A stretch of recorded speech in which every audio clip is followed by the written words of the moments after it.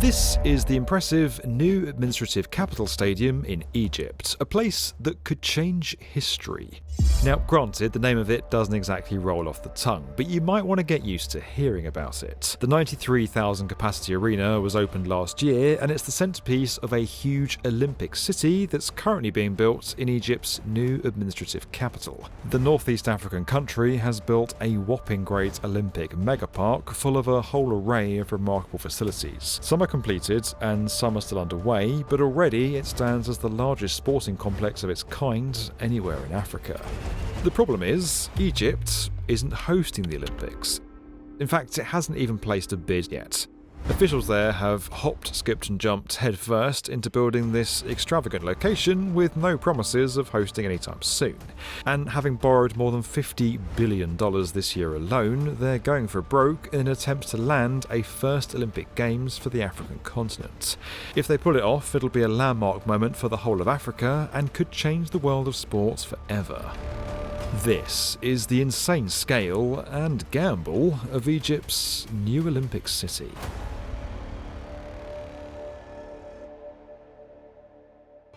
So here's a shocking fact for you. The Olympic Games are quite old. The first edition was held here at Olympia in Greece in 776 BC. It included many of the events we still see today, like long jump and discus. But we've also lost some over time. For example, chariot racing no longer features.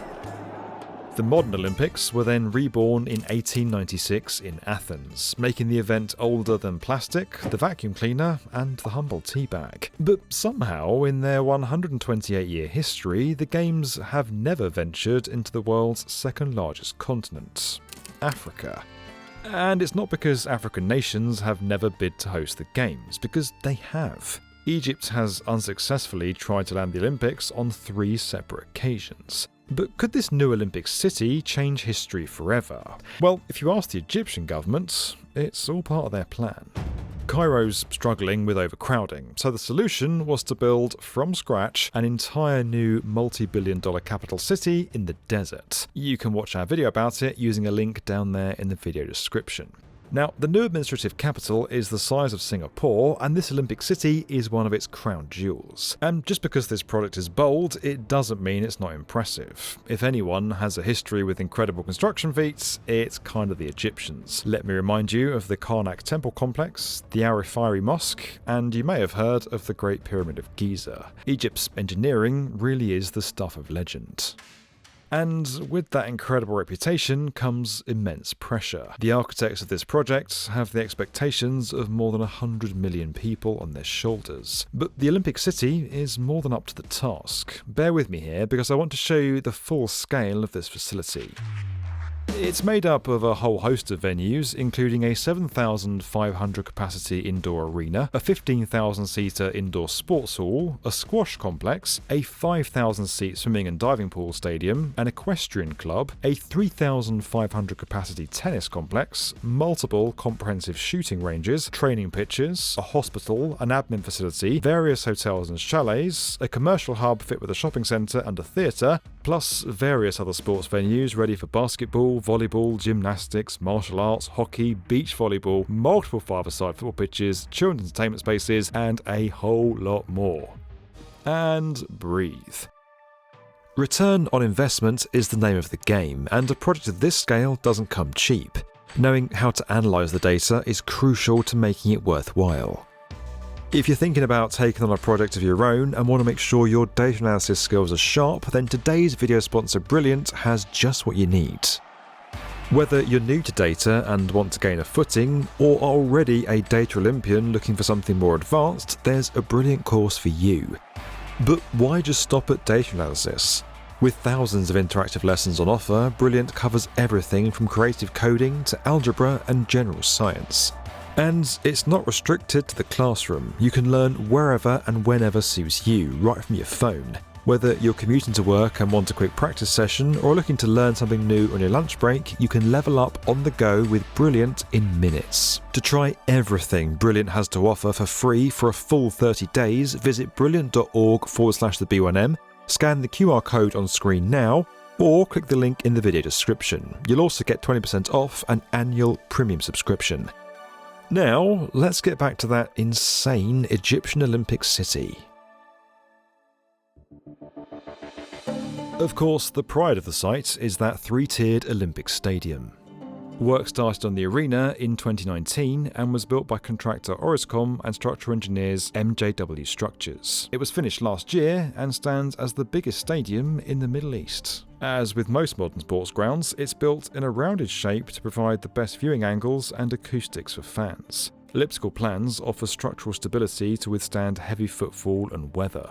The stadium sits on a 128,000 square metre site, complete with a football pitch and athletics track, surrounded by those 3 levels of stands. As is common in Egypt, reinforced concrete has been used to build out the stadium, supported by a steel tendon structure. But what's really exciting is this incredible roof. Its design is inspired by the headdress and necklace of the ancient Egyptian queen Nefertiti. Its surface covers more than 45,000 square metres, and it was constructed using a light spoke wheel structure to support the span of the design. It's built in 3 dimensions and consists of an internal tension ring supported by 32 pylons that hang the wave-shaped roof. That roof is then made up of 64 girders, interconnected by a stiffening ring and membrane cover panels. It then all comes together with the external facade of nearly 11,000 blue and turquoise panels. What's created is arguably one of the most striking sports arenas in Africa, although don't tell the owners of the Moses Mabhida Stadium and FMB stadiums in South Africa. Now, with many of these venues either built or underway, a main road network included, and a new airport whipped up nearby, Egypt's Olympic bid appears to be stronger than ever. But it won't come cheap. Between building new venues, accommodation, travel links, and those lavish ceremonies, costs can become astronomical. Budgets are mere lines in the sand, and before you know it, you've spent tens of billions. And I'm not being dramatic. Literally billions of dollars goes into the Olympics. London's 2012 Olympics cost more than $14 billion US. Tokyo in 2020 was $13 billion, and Beijing in 2008 really did set the record. A reported $40 billion US. The International Olympic Committee does help out, but as an example, the contribution for the Tokyo Games in 2020 was less than $2 billion. Revenues don't tend to come close to covering the costs either. Tokyo made $5.8 billion, $7 billion short of the total paid to throw the sporting party.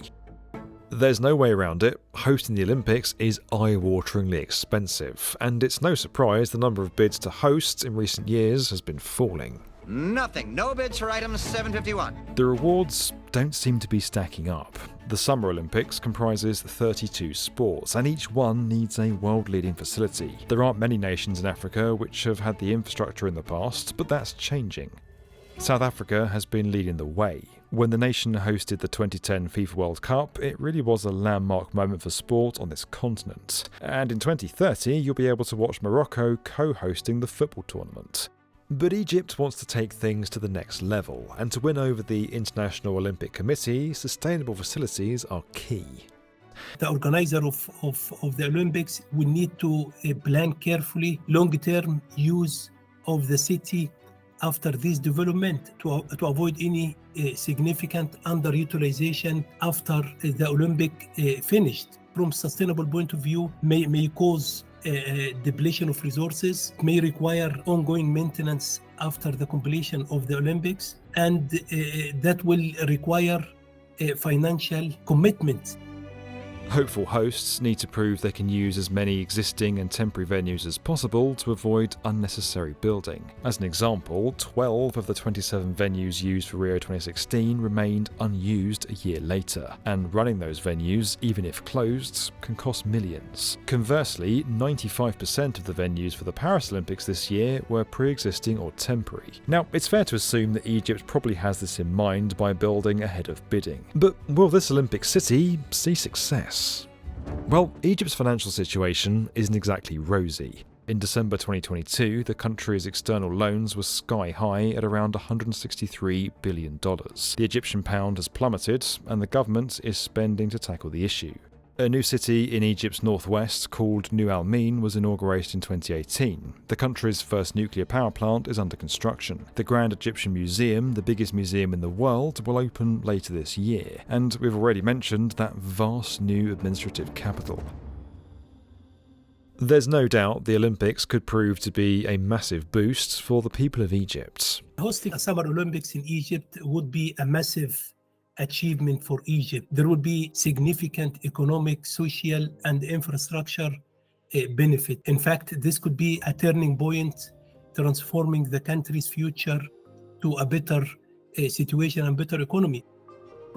We'll have to wait and see if Egypt's bid will be successful. When it comes, it'll be up against a possible 13 competitors, the most popular bidding pool for years. But Egyptian officials mean business. Any nation ready to develop a stunning new Olympic complex like this won't be happy until the goal is reached. The nation is tunnel-visioned on success, and it could be massive for its future. We could be about to witness the first Olympics in Africa. This video was sponsored by Brilliant. You can learn more about that at the link below.